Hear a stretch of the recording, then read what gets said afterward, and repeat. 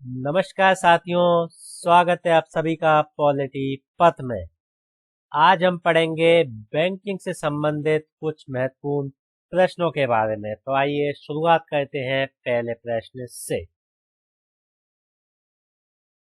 पहला प्रश्न है, यदि आरबीआई सीआरआर को बढ़ा दे तो इसका प्रत्यक्ष प्रभाव क्या होगा? ऑप्शन ए क्रेडिट बढ़ेगा, ऑप्शन बी मुद्रा आपूर्ति घटेगी, ऑप्शन सी एनपीए बढ़ेगा, ऑप्शन डी रेपो रेट बढ़ेगी। तो इसका सही उत्तर होगा ऑप्शन बी, मुद्रा आपूर्ति घटेगी। सीआरआर क्या होती है? सीआरआर वह दर है जिस दर पर बैंक अपनी जमा का कुछ निश्चित हिस्सा, कुछ निश्चित प्रतिशत नकद के रूप में आरबीआई में जमा कराना होता है। बैंक अपनी जमा का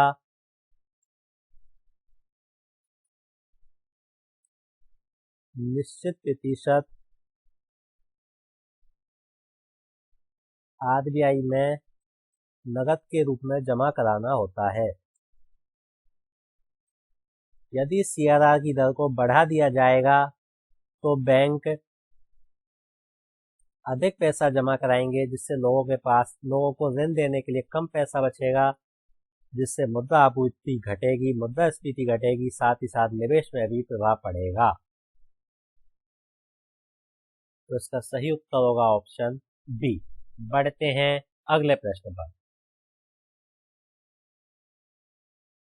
नाबार्ड की स्थापना किस समिति की सिफारिश पर हुई थी? ऑप्शन ए नरसिम्हन समिति, ऑप्शन बी चक्रवर्ती समिति, ऑप्शन सी शिवरमन समिति, ऑप्शन डी रंगराजन समिति। तो इसका सही उत्तर है ऑप्शन सी, शिवरमन समिति की सिफारिश पर 1982 में नाबार्ड की स्थापना हुई थी। इसका मुख्यालय मुंबई में है। प्रारंभ में यह आरबीआई के स्वामित्व में था, लेकिन वर्ष 2018 में इसका स्वामित्व भारत सरकार को ट्रांसफर कर दिया गया है। इसका मुख्य कार्य सहकारी बैंकों और क्षेत्रीय ग्रामीण बैंकों को पुनर्वित्त सुविधा उपलब्ध कराना है। नरसिम्हन समिति बैंकों में सुधार के लिए गठित की गई। बैंकों में सुधार।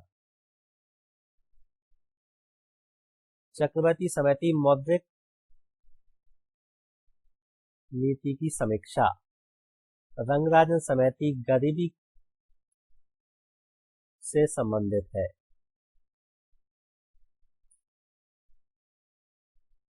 बढ़ते हैं अगले प्रश्न पर।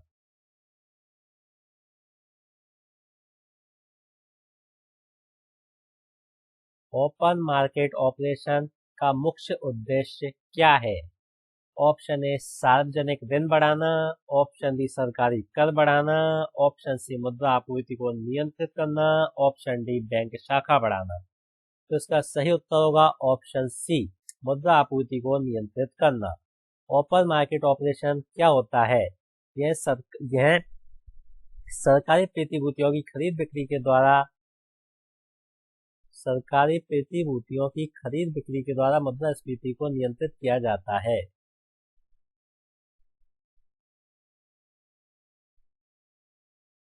मुद्रास्फीति या मुद्रा आपूर्ति को नियंत्रित किया जाता है।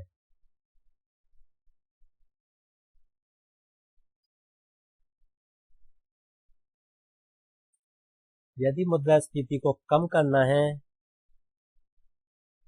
मुद्रास्फीति को कम करने के लिए सरकारी प्रतिभूतियों को बेच दिया जाता है। बेच देने से पैसा आरबीआई के पास आ जाएगा, इससे पैसा मार्केट में कम रहेगा। इससे मुद्रास्फीति को नियंत्रित किया जा सकता है।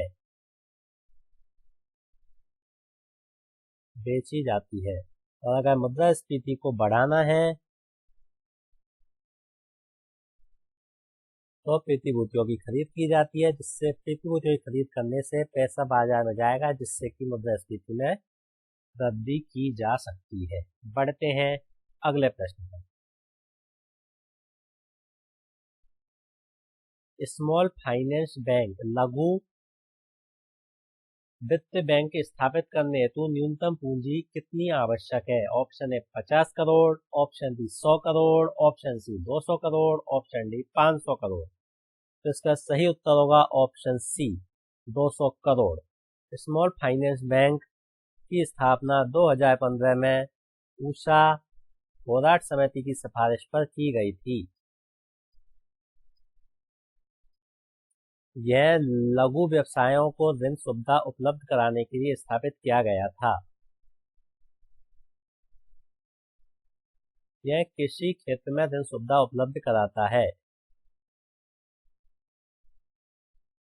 वित्तीय समावेशन को भी बढ़ावा मिलता है। इसके लिए न्यूनतम पूंजी 200 करोड़ रुपए है। इसमें 40% हिस्सा प्रवर्तक का होता है। यह सभी प्रकार की जमाएं स्वीकार करता है।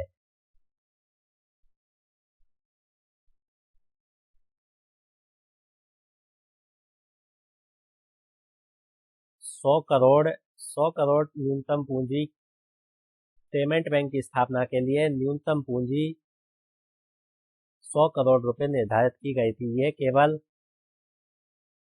मांग जमा स्वीकार करते हैं, शाब्दिक जमा स्वीकार नहीं करते। ये केवल डेबिट कार्ड जारी कर सकते हैं, क्रेडिट कार्ड जारी नहीं कर सकते। ये सब पेमेंट बैंक की विशेषताएं हैं। पढ़ते हैं अगले प्रश्न पर।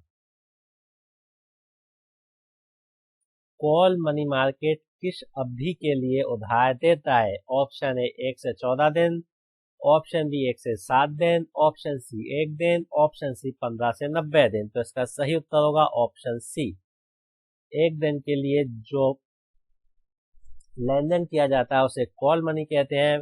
बैंकों में कभी कभी नकदी की कमी हो जाती है तो अन्य बैंकों में नकदी की समस्या को समाप्त करने के लिए या कम करने के लिए कॉल मनी मार्केट की अवधारणा को लाया गया था। कॉल मनी मार्केट की सभी शर्तें कॉल यानी फोन पर निर्धारित होती हैं, इसीलिए इसे कॉल मनी मार्केट कहते हैं।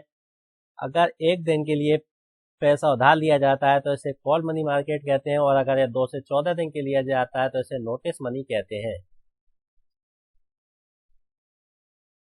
विश्व का सबसे बड़ा कॉल मनी मार्केट लंदन में स्थित है, जिसका नाम लिबोर है, लंदन इंटरबैंक ऑफर रेट। और भारत का सबसे बड़ा कॉल मनी मार्केट मुंबई में स्थित है, जिसका नाम MIBOR मेंबोर है, मुंबई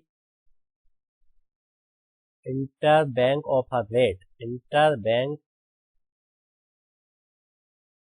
ऑफर रेट। बढ़ते हैं अगले प्रश्न पर।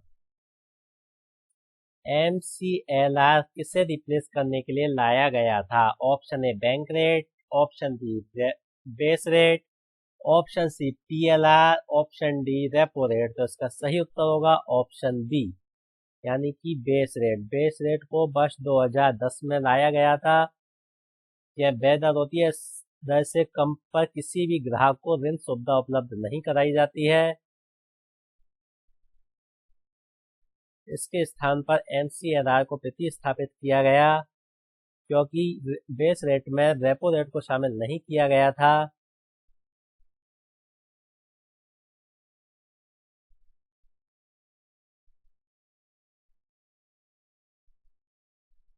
रेपो रेट शामिल नहीं थी, अतः रेपो रेट की प्राथमिकता को बढ़ावा देने के लिए बेस रेट के स्थान पर MCLR को 2016 में प्रतिस्थापित किया गया था।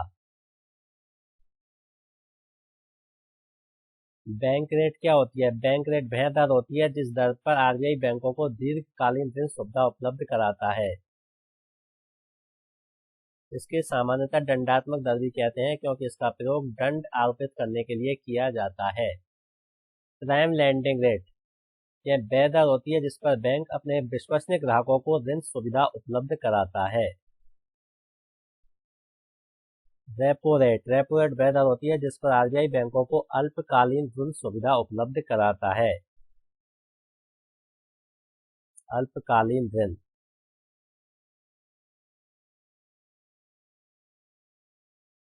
वर्तमान में इसकी दर 5.25% है।